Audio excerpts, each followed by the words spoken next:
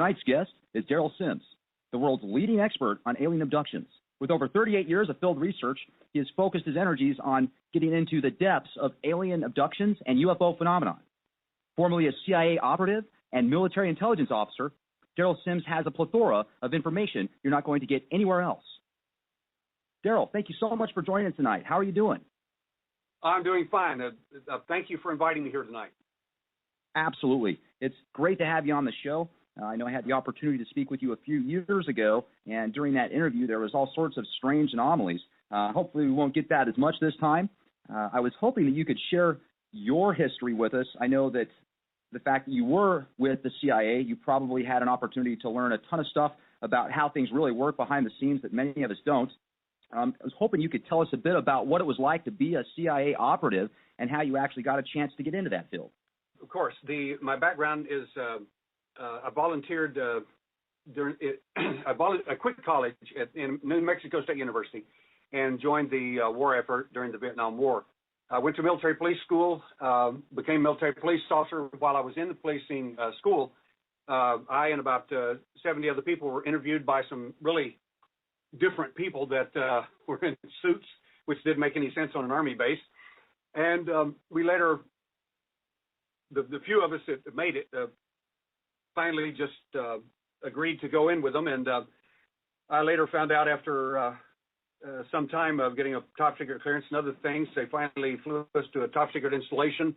And there, after a few days after the PAL paperwork came in, they looked at us and were very friendly and said, welcome to the Central Intelligence Agency, and now you're family.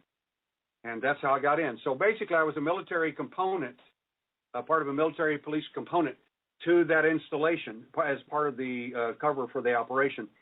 The basic thing is that while I was there, I was not a spy, as some people suppose. Spies are basically called JOTs at these locations where they train these people. And a JOT is a junior officer trainee, usually recruited from colleges, and usually have a background that's interesting to this company, to the Central Intelligence Agency, or they have a direct ability to speak certain languages that are very useful to the agency, and as a result, that's how they get chosen. So you weren't like Michael Weston from Burn Notice, where you were basically, had the ability to speak 11 languages and, a ninth degree black belt in every martial arts out there, and able to take down 8 or 9 people with your hands tied behind your back. Well, generally speaking, some people would say I might be able to do some of that. I am a 4th degree black belt in the martial arts. I was a martial artist when I went in, and when I first started speaking to the senior person who was interviewing me, I told him that I probably wouldn't be, good for their program, whatever it was. I did not know who they were or what was going on. And I said I was a martial artist and I would want to do this, want to do that. And he says, I know everything about you. Everything. You're exactly what we want. So I was very intrigued by the whole thing, and then later found out what was going on. And one of the things I did there was a martial arts teacher for dependents and for some of the personnel there, and also to people off the installation. Ah, okay. Well, I take that back then. So you were exactly what they were looking for, some type of field officer, somebody that has the ability to defend themselves and then some. But when you said they knew everything about you, how many years ago was this? I volunteered for the service in 1966. And okay. 3 years in the military as a result. How long were you in the CIA? I was in the Central Intelligence Agency. I was in for a 3-year stretch. I got into it with them over a First Amendment issue. And at the end of the second year, the issue was so great that I finally turned the paperwork over to my congressman, who took it to Chairman Mendel Rivers, who is the chairman of the House Armed Services Committee. And he was so overwhelmed with and admired the paperwork that I'd done on the case that he took the case on personally. As a result, I was exiled to ASCOM, Korea, and placed back into the military. The idea was to get me out of country and away from any congressional hearing, and they did that very well. What was that about exactly? Well, it was rather bizarre because I have letters that went all the way to Langley recommending me on character and the fact that I took a bunch of young people, and one group of the martial art people I had was a bunch of the young people, dependents of these agency people, and a lot of these kids had problems with their parents and so on, and growing up and everything else. And when I finished with them in about 2 months, their grades changed radically. In fact, every one of them ended up on the honor roll at their schools. So I have remarkable records that went to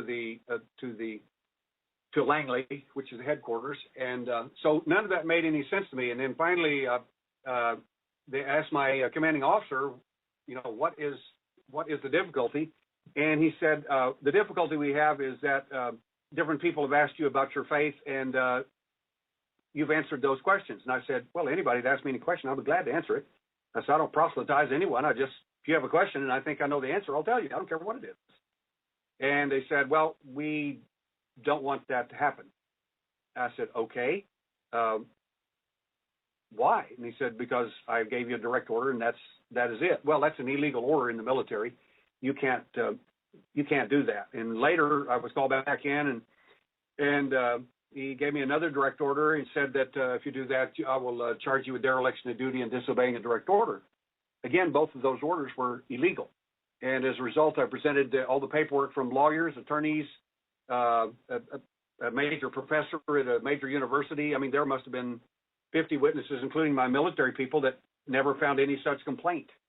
And as a result, the case went to Congress, and Congress, when they saw about 2 inches of the paperwork, they were so impressed that they started an IG investigation.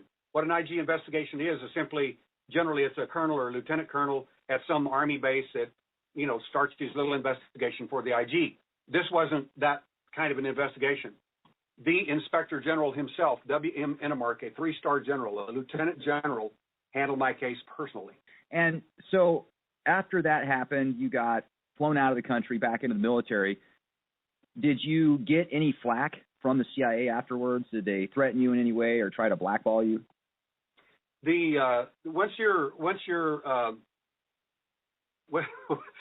Once you ever bring anything up against the company for any reason, you're no longer family. So those days are over. They wanted me to come back in as a field officer, a case officer, and become a spy, and I had no interest in doing that because, not that I don't think that we need spies, we do, but the problem is that the nature of that beast is so devastating to other people's lives when you understand what you have to do as a spy. I didn't want to do that. I'm not interested in doing that sort of thing. I see. Do they kind of look for people that are almost borderline sociopathic to do those positions?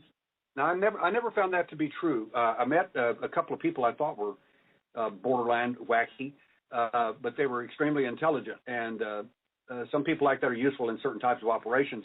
But generally speaking, most of the people I met were very intelligent, very nice, very decent folks, and most of the people that work in the CIA, as an example, are not spies. Most of the people in the agency are people that are behind desk and this sort of thing, analysts and this sort of thing. And good night, the CIA is not your biggest problem. If you think the CIA is a problem, the biggest problem is NSA. NSA is 8 times the size of the Central Intelligence Agency, and they're in country. And it seems as if more and more the technology is working against people, not necessarily for them in some ways, like, loss of privacy, et cetera. And when I used the term a minute ago, sociopath, I didn't mean like a psychopath in any means. It just seems as if, as you said, some of the positions that are required, some of the things that people have to do, it would seem that maybe you can't really have much of a conscience unless you think that everything you're doing is for the greater good, correct? I agree with that, and I would like to clarify something for your audience, because most people do not understand this. A CIA agent is not a CIA spy. A CIA agent, an agent can either be witting or unwitting. An unwitting agent is someone that they get to do something for them, and the people doing something for them don't know who they are, don't know that CIA people are actually employing them or getting them to do it. They think it's someone else. That's a CIA agent that's unwitting. A witting CIA agent is a person who is still not in the CIA, but they are hired or directed by the Central Intelligence Agency at some level to do the very actions that they do, legal or quasi-legal or illegal, depending on where you're at, what country or whatever. Okay, well, that gives us a good background on what you did with the CIA. I definitely appreciate that.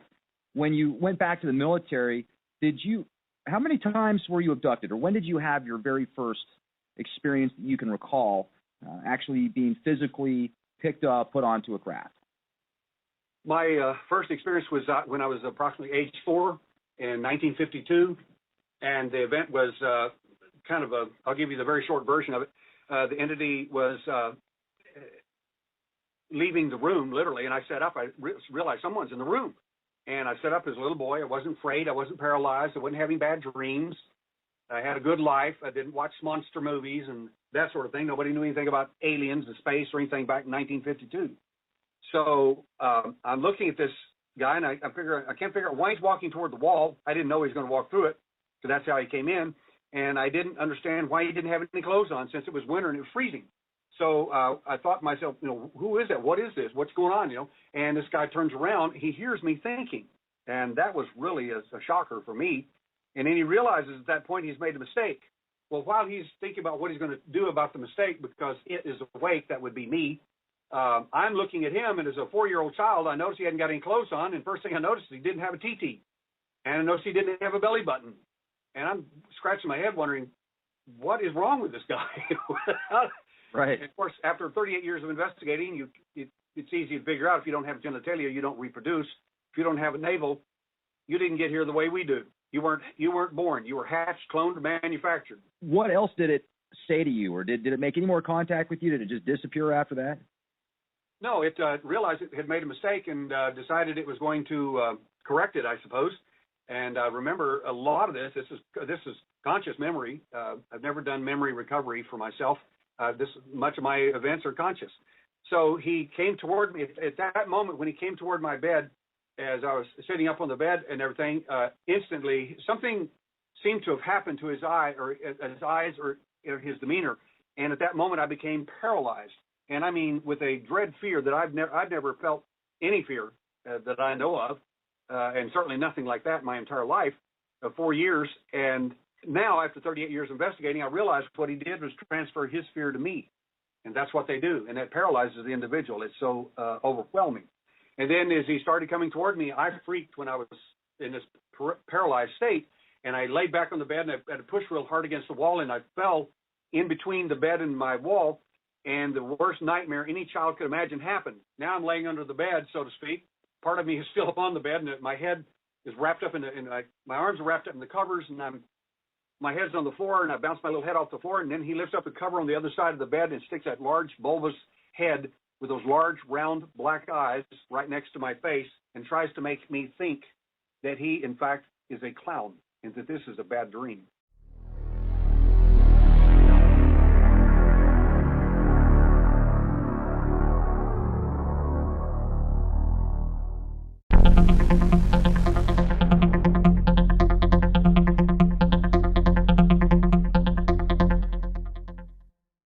Tonight's guest is Darrel Sims, the world's leading expert on alien abductions.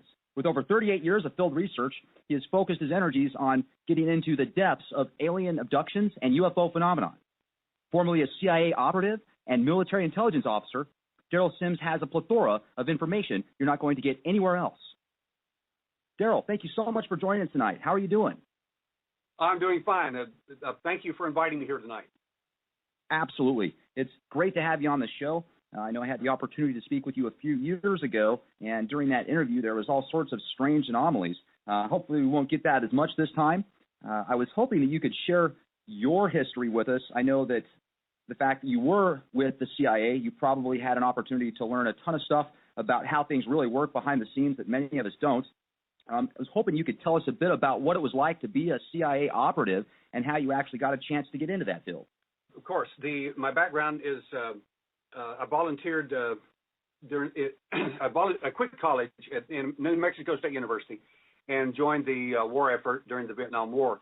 I went to military police school, became military police officer while I was in the policing school. I and about 70 other people were interviewed by some really different people that were in suits, which didn't make any sense on an Army base.